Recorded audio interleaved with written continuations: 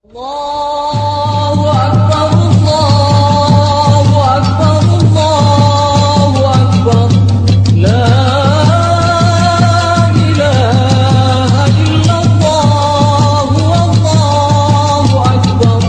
Allahu Akbar, walillahil hamd.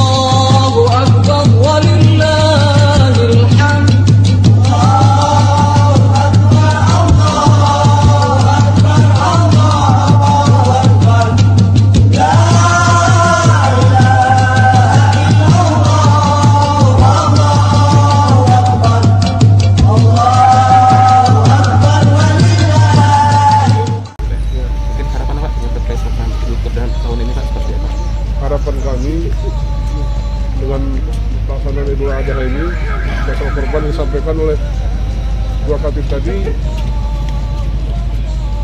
hakikatnya adalah kita menyembelih sifat hewan itu yang ada pada manusia.